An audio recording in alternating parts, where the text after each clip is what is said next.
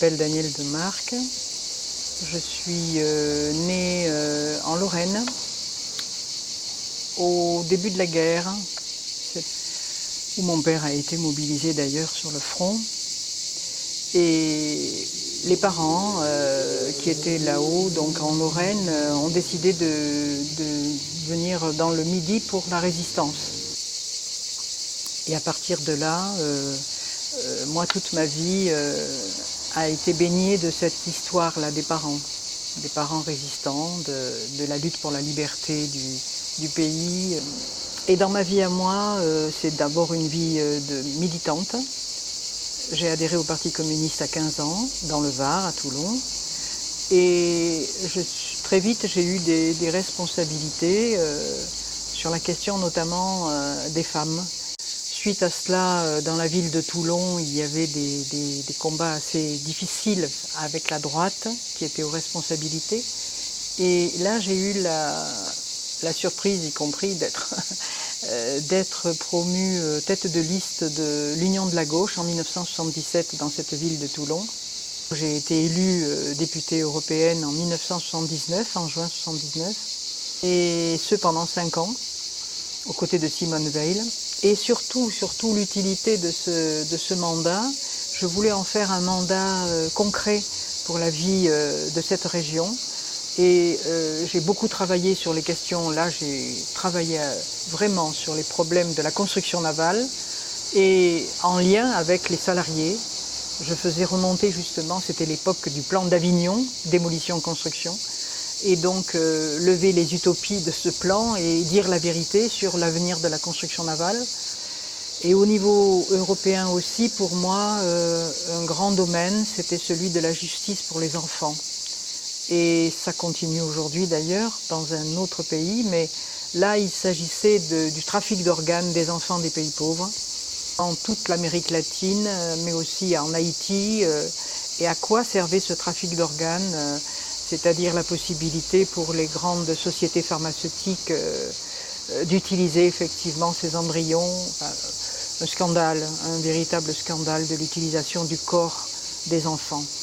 Et puis au Parlement européen, j'ai aussi, avec la complicité de mon ami Emmanuel Maffre-Bauger, qui était un grand viticulteur, j'ai appris beaucoup sur les questions de la viticulture. Et nous défendions la notion effectivement de refus des quotas, de promotion de tout ce qui était l'agriculture, le maraîchage dans notre région. C'est-à-dire que ce moment 10 ans au Parlement européen, mais qui ont été utiles à la vie des hommes et des femmes de cette région. J'ai été membre aussi de la commission CE Japon. Je suis allée à Hiroshima. J'ai participé d'ailleurs sur place à des pétitionnements pour la paix contre l'armement atomique. C'était vrai pour Hiroshima, ce fut vrai aussi pour mon voyage au Vietnam en 1975 pour la libération du Vietnam. Et ce goût du Vietnam ne m'a plus quitté finalement pour défendre ce peuple qui a tellement lutté, qui a gagné contre l'armada américaine. Et d'ailleurs, je continue aujourd'hui sur la question du Vietnam avec un comité d'amitié et de solidarité avec les enfants vietnamiens touchés par la dioxine. Et savoir que ce poison développé par les grandes sociétés chimiques mandatées par le gouvernement des États-Unis continue aujourd'hui à faire des méfaits de grande nature, puisque les femmes vietnamiennes, en 2015, enfantent toujours, mettent au monde des enfants qui sont handicapés moteurs, qui sont handicapés physiques, qui sont pris de cancer, de leucémie, une catastrophe. Dans des années difficiles, effectivement, de deuil concernant Théo Ronco, qui était journaliste au Vietnam, alors là, j'ai pris le temps d'écrire. Et donc les années depuis 1995, je me suis mis effectivement à l'écriture. Et je suis maintenant à mon 8e livre. Puis avec un travail de longue haleine pendant les années où j'étais au conseil régional, là j'étais présidente de la commission santé solidarité et j'ai écrit 2 livres, l'un Clara et les poussières bleues qui est épuisé, et l'autre Le cri des indignés de l'amiante qui fait qu'il y a là, à l'intérieur, les témoignages de gens de la construction navale, des arsenaux, des chantiers navals de la Ciotat. C'est vrai qu'il y a actuellement, on est dans ce 21e siècle qui était regardé comme une perspective de progrès, d'humanité.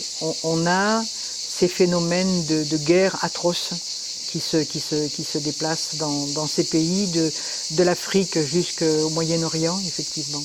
Par exemple, les droits du peuple palestinien qui ont toujours été niés, qui continuent à être niés, mais aussi, effectivement, dans ces pays, ce qui me révulse, c'est la situation faite aux femmes, le viol étant devenu, effectivement, un élément de marchandage, on peut dire, une arme de guerre, exactement. Et donc, on a, là encore, le problème des enfants. Moi, je suis très bouleversée de voir les images de ces enfants, de ces femmes dans ces pays en guerre qui sont devenus marchandises, quoi. Donc nous avons, en tant que peuple français, aussi une responsabilité sur ce terrain-là de la solidarité internationale, mais avec une autre conception de la vie, une autre conception de l'humanisme. Et le fait que non, ça n'est pas vrai, il n'y a pas... le sol français peut accueillir. Et nous avons les moyens, si on fait d'autres choix naturellement, que les choix qui sont faits actuellement. C'est pas la loi Macron avec le soutien au grand patronat qui va permettre de dégager les fonds nécessaires. Mais c'est d'autres choix, d'autres financements, là où effectivement peut être relancée la production, relancer la croissance.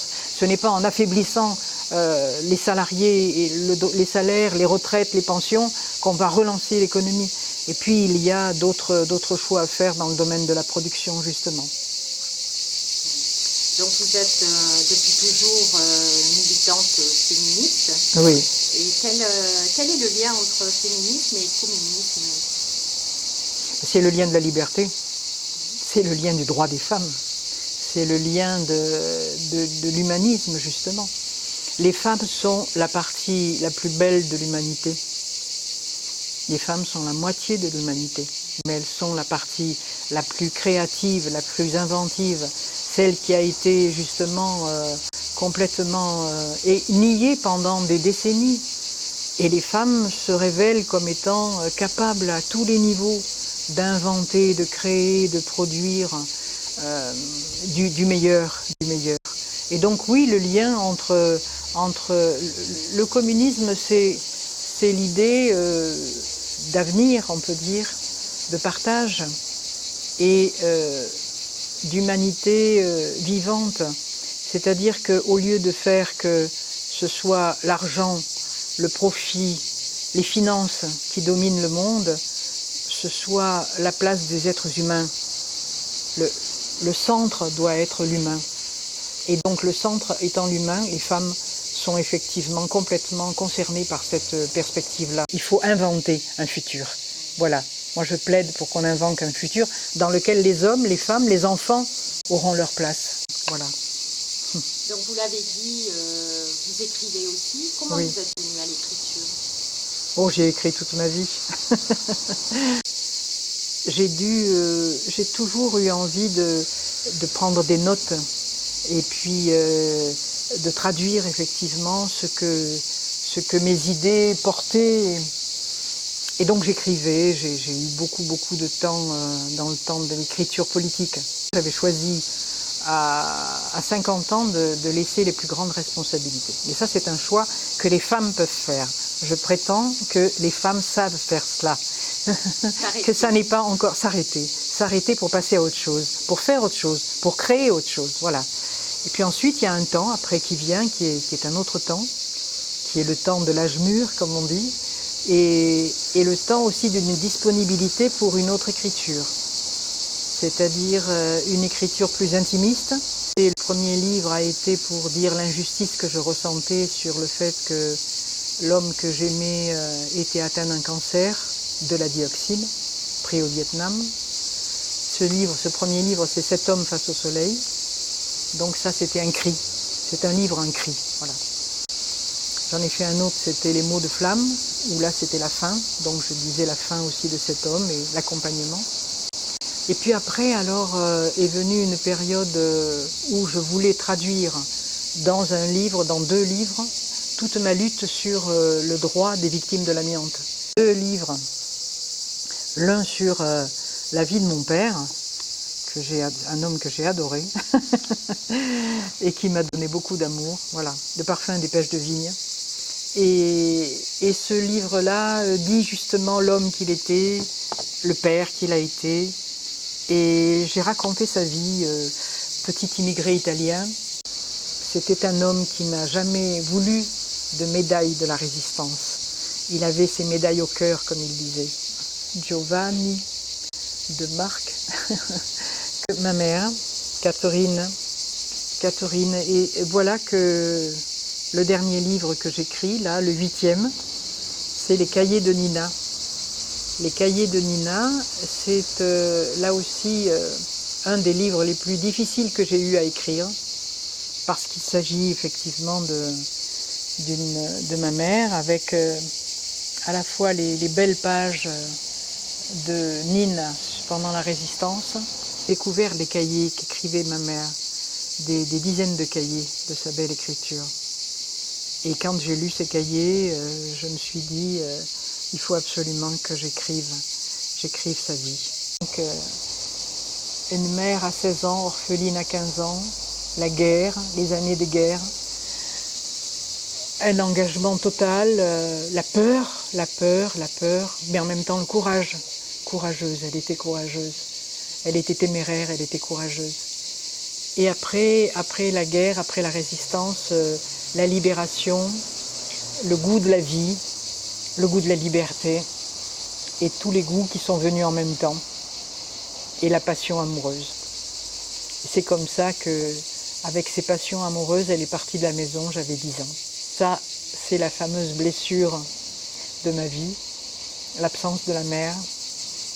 Elle m'a beaucoup manqué. Je l'ai toujours vue, aperçue, mais j'avais plus de place dans sa vie. Et je l'ai beaucoup retrouvée effectivement avec la Corse, où il y a eu maison familiale faite avec sa famille, avec elle. Et puis je l'ai surtout beaucoup assistée parce que j'avais quand même beaucoup de peine rentrée. Je l'ai beaucoup assistée dans sa vieillesse. Et je l'ai assistée pendant 5 ans dans une maison de retraite où je l'ai nourrie à la petite cuillère. Puis sortie, oui, plus riche, plus forte.